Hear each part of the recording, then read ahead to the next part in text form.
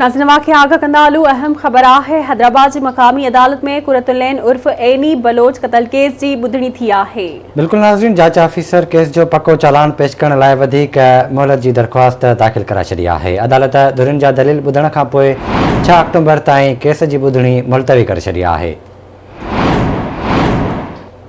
जवाबदार के 13 अक्टूबर ते पेश करण जो हुक्म दिनो पियो आहे। अहम ख़बर आहे अवां सां शेयर कंदा हलूं। हैदराबाद की मक़ामी अदालत में कुरतुलैन उर्फ एनी बलोच क़त्ल केस की ॿुधणी थी आहे।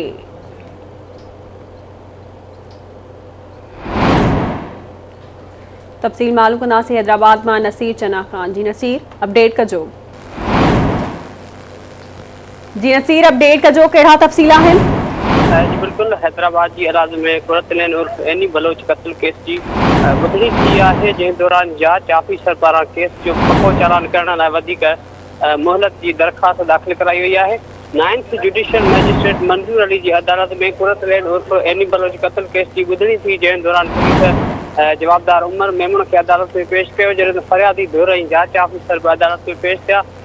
अदालत में जो जांच ऑफिसर हुयो उन केस जो पक्को चालान जमा करण लाइ अदालत खे मोहलत की दरख्वास्त ॾिनी, जंहिं महिल अदालत धुरियुनि जा दलील ॿुधण खां पोइ ॿुधणी 6 अक्टूबर ताईं मुलतवी करे छॾी, जंहिंमें जवाबदार खे 16 अक्टूबर ते ॿीहर पेश थियण जो हुकुम ॾिनो वियो आहे। जी ठीक है नसीर, वॾी महिरबानी अवां जी तफ़सील खां आगाह करण लाइ।